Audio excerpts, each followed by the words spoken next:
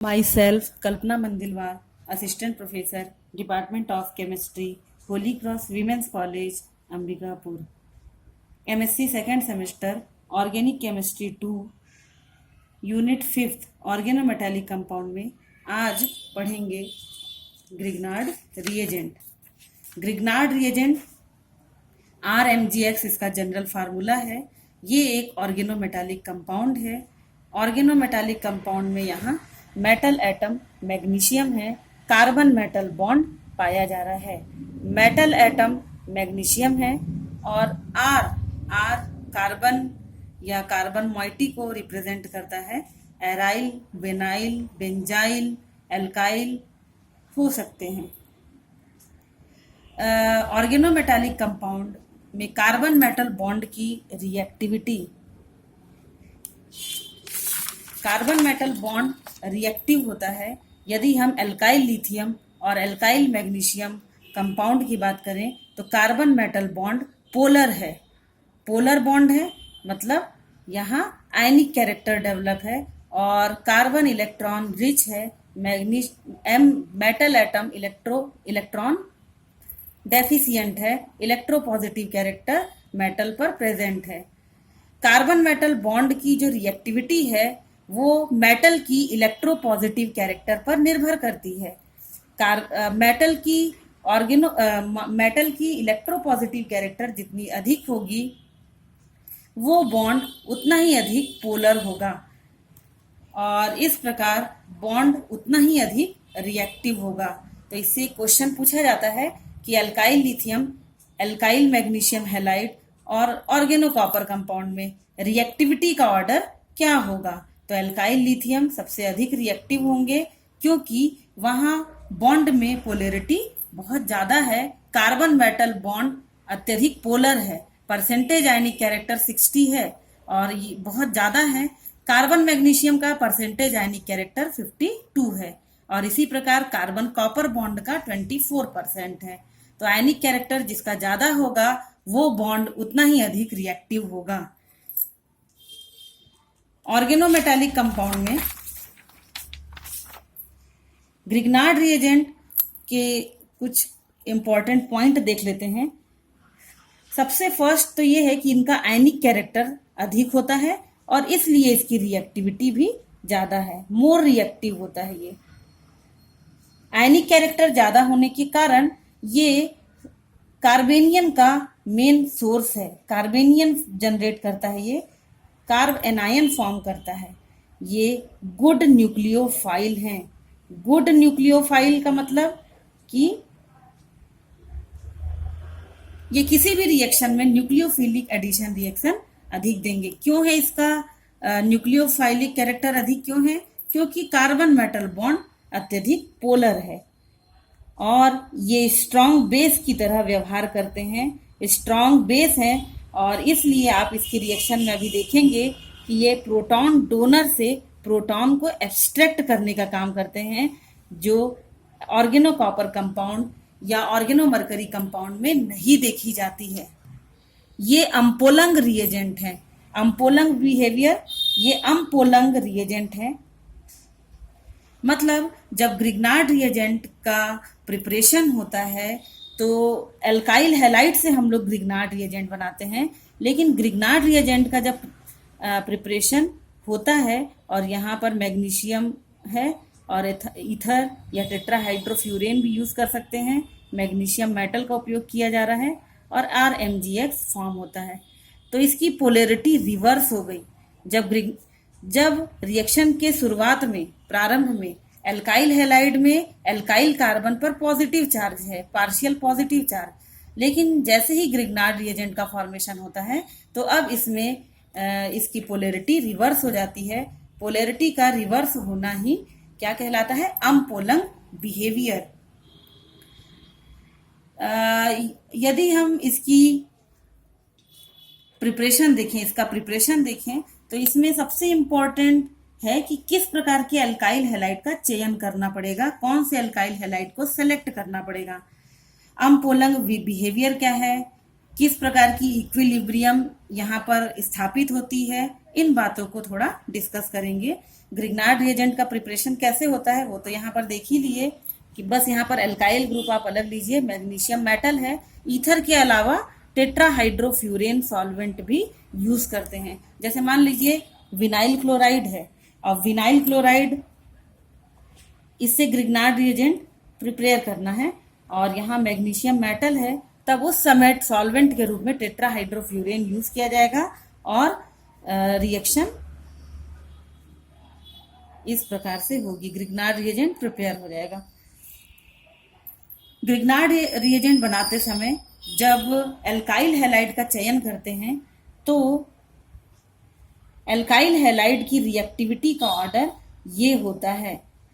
मतलब हमको Grignard reagent ज्यादा मात्रा में बनाना है, इजिली बनाना है, तो किस प्रकार का एल्काइल हैलाइड लें। तो सेकंड पॉइंट ये ध्यान रखना है कि अगर एल्काइल आयोडाइड हो एल्काइल हैलाइड तो रिएक्शन आसानी से होगी। इसके अलावा 1,2 और 1,3 डाई हैलाइड का उपयोग बिल्कुल नहीं किया जाता है, क्योंकि ये क्या बनाते हैं, एल्कीन बना लेते हैं। कैसे बनाएंगे, यहाँ पे रिएक्शन लिखा जा रहा है देखिए, और इस प्रकार से जब ग्रिग्नार्ड रिएजेंट बन जाएगा तो इसमें ये रिएक्शन पाई जाएगी और ये अपनी रिएक्शन दे ही नहीं पाएंगे। तो 1,2 और ऐसे ही 1,3 इसको बोलते हैं विस डाई हैलाइड। तो कुछ इंपॉर्टेंट पॉइंट थे प्रिपरेशन के लिए। केमिकल रिएक्शन, ग्रिग्नार्ड रिएजेंट कई प्रकार की केमिकल रिएक्शन देते हैं, जिसमें मेन केमिकल रिएक्शन है एसिड बेस रिएक्शन, है ना, मतलब जिनमें रिएक्टिव हाइड्रोजन पाया जा रहा है उनके साथ ये इजीली रिएक्शन करते हैं और एसिडिक हाइड्रोजन को रिमूव करते हैं। मतलब यहाँ ग्रिग्नार्ड रिएजेंट का बेसिक कैरेक्टर एक्सप्लेन किया गया है कि ग्रिग्नार्ड रिएजेंट स्ट्रॉन्ग बेस है। इसके अलावा nucleophilic addition, nucleophilic substitution reaction, nucleophilic addition reaction भी ये इजीली देते हैं।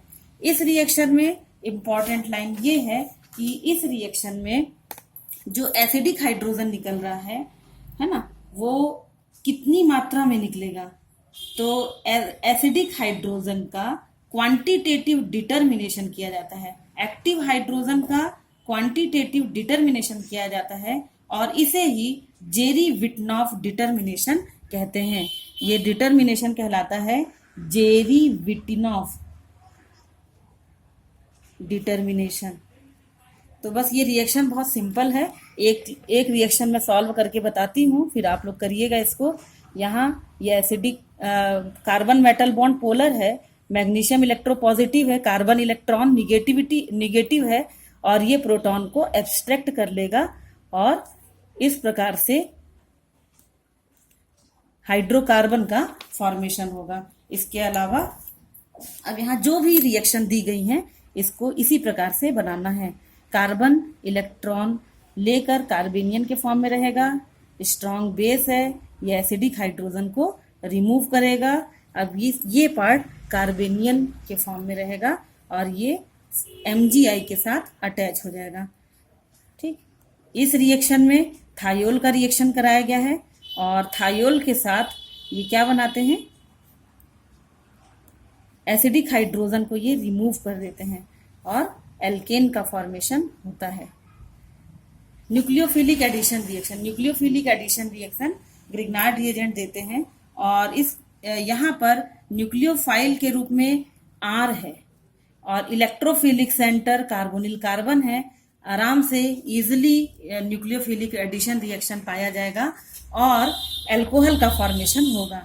यदि एल्डिहाइड है, फॉर्मल्डिहाइड है तो 1 डिग्री अल्कोहल बनेगा और यदि बहुत इजी रिएक्शन है, एसिटल्डिहाइड है तो 2 डिग्री अल्कोहल बनेगा। बस यहाँ मैं रिएक्शन लिख दूं, फिर मैकेनिज्म यहाँ पर बता देते हैं। इस प्रकार से प्राइमरी और सेकेंडरी अल्कोहल बना। और यदि यहाँ कीटोन होता तो रिएक्शन के दौरान क्या बनता, टर्सरी अल्कोहल। क्या फॉर्मूला होगा, CH3 whole thrice COH। Reaction होता कैसे है, यहाँ रिएक्शन के लिए आपको इलेक्ट्रोफिलिक सेंटर कार्बन मिला है, ये है। यहाँ न्यूक्लियोफिलिक एडिशन होगा फर्स्ट स्टेप, तो न्यूक्लियोफाइल ऐड हो गया, ऊपर माइनस चार्ज आया, ये न्यूक्लियोफाइल ऐड हुआ, H और O- से MgX अटैच है। इसके बाद सेकेंड स्टेप है एसिडिक मीडियम में हाइड्रोलिसिस, O- से H+ जुड़ जाएगा और सेकेंडरी एल्कोहल का फॉर्मेशन होगा। तो first step nucleophilic addition, second protonation. जब ये रिएक्शन पाई जाती है तो ग्रिग्नार्ड रिएजेंट कुछ एबनॉर्मल बिहेवियर भी प्रदर्शित करते हैं। ये एबनॉर्मल बिहेवियर क्यों होती है, किसके कारण होती है? तो वो स्टेरिक हिंड्रेंस है। यदि हमारे पास कार्बोनिल कंपाउंड बल्की हो, बल्की मतलब भारी, हैवी, तो ये ग्रिग्नार्ड रिएजेंट रिएक्ट नहीं कर पाते और ये रिएक्शन यहाँ नहीं पाया जाएगा। तो क्यों नहीं पाया जाएगा? क्वेश्चन आ सकता है कि इनमें ग्रिग्नार्ड रिएजेंट का रिएक्शन क्यों नहीं होता है। तो बस यहाँ एक इफेक्ट काम कर रहा है, स्टेरिक हिंड्रेंस। स्टेरिक हिंड्रेंस, क्योंकि ये कार्बोनिल ग्रुप क्या है, हिंडर्ड हो गया है इस बल्की ग्रुप के प्रेजेंस के कारण।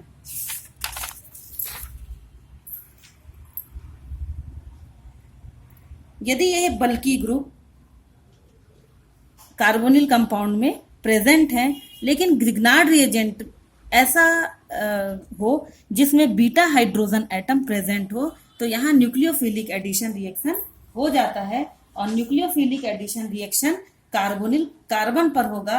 हाइड्राइड आयन ट्रांसफर मैकेनिज्म पाई जाएगी। हाइड्राइड आयन H- के फॉर्म में कहाँ से निकलेगा? कार्बन से जो अटैच हाइड्रोजन है यहाँ से निकलेगा और हाइड्राइड आयन ट्रांसफर मैकेनिज्म पाई जाएगी। तो इस प्रकार से रिएक्शन होगी और ये हाइड्राइड आयन के फॉर्म में निकलेगा, कार्बन से अटैच होगा, O पर माइनस चार्ज होगा और रिएक्शन, ये टर्सरी ब्यूटाइल ग्रुप है, O- इससे H अटैच हो जाएगा, फिर यहाँ पर भी टर्सरी ब्यूटाइल ग्रुप है और इधर H, एल्कोहल का फॉर्मेशन होता है, एल्कोहल फॉर्म होते हैं।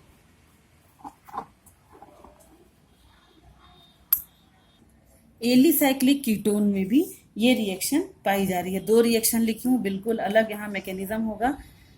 मैकेनिज्म वैसे ही होगा, बस यहाँ ध्यान रखना है कि बल्की ग्रुप को कहाँ जोड़ना है, एक्सियल पोजीशन पे जोड़ना है कि इक्वेटोरियल। ये होता है एक्सियल पोजीशन और ये होता है इक्वेटोरियल पोजीशन। तो देखते हैं, यहाँ टर्सरी ब्यूटाइल ग्रुप है। अब टर्सरी ब्यूटाइल ग्रुप क्या है? भारी ग्रुप है। तो OH- आयन, OH ग्रुप यहाँ पर अटैच होगा एक्सियल पोजीशन पे। लेकिन इधर अगर एग्जाम्पल में देखें तो Grignard reagent methyl magnesium bromide है और अब यहाँ मिथाइल ग्रुप का अटैचमेंट होगा, मतलब इक्वेटोरियल पोजीशन पर, ये एक्सियल पोजीशन पर अटैक करेंगे और इक्वेटोरियल पोजीशन पर OH ग्रुप आएगा और मिथाइल ग्रुप एक्सियल पोजीशन पर। तो बस ये देखना है कि जो बल्की ग्रुप है ना, वो कहाँ होना चाहिए? इक्वेटोरियल पोजीशन पर होना चाहिए। बल्की ग्रुप कहाँ होना चाहिए? इक्वेटोरियल पोजीशन पर होना चाहिए। तो देखिए कंपेयर भी कर दिए हैं, इसलिए इस रिएक्शन में आपको अलग अलग प्रकार से दिख रहा है कि यहाँ पे इक्वेटोरियल पोजीशन पे OH है और यहाँ एक्सियल पोजीशन पर। अल्फा बीटा अनसैचुरेटेड एल्डिहाइड और कीटोन में भी रिएक्शन पाई जाती है। चूंकि ग्रिग्नार्ड रिएजेंट हार्ड न्यूक्लियोफाइल हैं, ये हार्ड होते हैं ग्रिग्नार्ड रिएजेंट, इसलिए ये हार्ड सेंटर पर ही अटैक करते हैं और यहाँ हार्ड साइड कार्बोनिल कार्बन है और सॉफ्ट साइड ये बीटा कार्बन है। और सॉफ्ट साइड पर जब एडिशन होता है तो इसको माइकल एडिशन कहा जाता है, कॉन्जुगेट एडिशन कहा जाता है, 1,4 एडिशन कहा जाता है और ये डायरेक्ट एडिशन 1,2 एडिशन भी कहलाता है। 1 और 2 पोजीशन पर एडिशन रिएक्शन न्यूक्लियोफाइल का होता है। तो कैसे रिएक्शन होगी देखते हैं। यहाँ पर ये अल्फा बीटा अनसैचुरेटेड एल्डिहाइड और कीटोन है। जब ग्रिग्नार्ड रिएजेंट का रिएक्शन हुआ जो कि हार्ड न्यूक्लियोफाइल है, तो R- जुड़ गया, O पर माइनस आया, प्रोटॉन लेने के बाद, प्रोटॉन को ग्रहण करने के बाद ये अल्कोहल में कन्वर्ट हो गया। लेकिन अगर ग्रिग्नार्ड रिएजेंट में CuCl भी मिला हुआ हो तो ये अब सॉफ्ट नेचर दर्शाता है और अब यहाँ रीअरेंजमेंट होगा इलेक्ट्रॉन का और इस प्रकार से प्रोडक्ट बनेगा, माइकल एडिशन होगा। मैं इसी में समझा दूं, ये इधर गया और ये इधर आया, इलेक्ट्रॉन ऑक्सीजन की तरफ शिफ्ट हुआ और ये R माइनस इस साइड पर जुड़ गए। फिर रीअरेंजमेंट हुआ इलेक्ट्रॉन का, यहाँ माइनस चार्ज आया, माइनस से H प्लस अटैच हो गया। तो ये माइकल एडिशन है और ये 1-2 एडिशन है, डायरेक्ट एडिशन कहते हैं। नेक्स्ट एग्जाम्पल में देखते हैं क्या है। हार्ड साइड पर अटैक होगा, ग्रिग्नार्ड रिएजेंट है ना, तो हार्ड न्यूक्लियोफाइल है। यहाँ O माइनस हुआ, ये H प्लस जुड़ जाएगा और ये इस प्रकार से रहेगा, डबल बॉन्ड ज्यों का त्यों रहेगा और प्रोडक्ट ये बनेगा। यहाँ पर भी डायरेक्ट एडिशन होगी।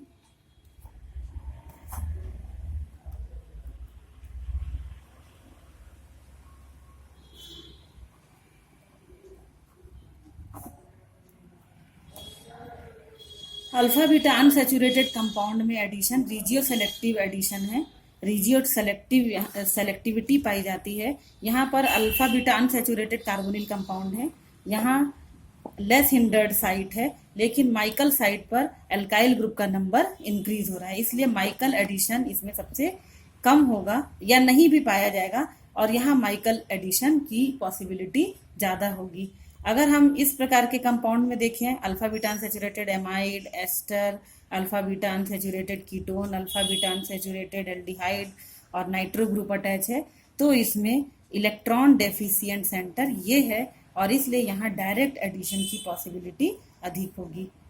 इस साइट में डायरेक्ट एडिशन कम होगा क्योंकि इलेक्ट्रॉन डेफिशिएंसी होनी चाहिए, साइट में इलेक्ट्रोफिलिसिटी होनी चाहिए। जो ज़्यादा इलेक्ट्रॉन डेफिशिएंट होगा वहीं पर एडिशन रिएक्शन पाई जाती है। ग्रिग्नार्ड रिएजेंट में nucleophilic addition alpha beta unsaturated compound में हो गया है। अब कुछ अदर एडिशन रिएक्शन देख सकते हैं। ये हमको पता होना चाहिए कि एडिशन रिएक्शन ये किसके किसके साथ देगा। Isocyanate, ketene, imine, cyanide, carbonyl compound, carbon dioxide, sulphur dioxide, carbon disulphide, इनके साथ ही एडिशन रिएक्शन देते हैं। तो बस हमको इलेक्ट्रोफिलिक सेंटर को ध्यान देना है और रिएक्शन को करना है। इलेक्ट्रोफिलिक सेंटर कौन सा होगा, वहीं पर कार्बेनियन का अटैक होगा और इससे ये जुड़ जाएगा MgI। यहाँ पर इस प्रकार से रिएक्शन होगी, यहाँ पर कार्बन सल्फर बॉन्ड को शिफ्ट कर दीजिए, यहाँ पर सल्फर ऑक्सीजन बॉन्ड को। तो यहाँ देख लेते हैं रिएक्शन क्या होगा, एक एक रिएक्शन में बताती हूँ। PH PH C C CO और यहाँ पर R जुड़ गया,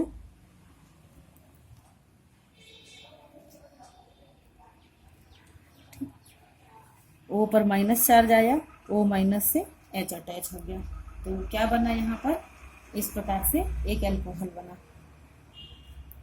अच्छा, यहाँ डबल बॉन्ड है, एल्कोहल बना। अब ये एल्कोहल क्या है, अनस्टेबल है, अनस्टेबिलिटी है। अब ये फिर से इलेक्ट्रॉन प्रोटॉन का रीअरेंजमेंट होगा और प्रोटॉन का रीअरेंजमेंट होगा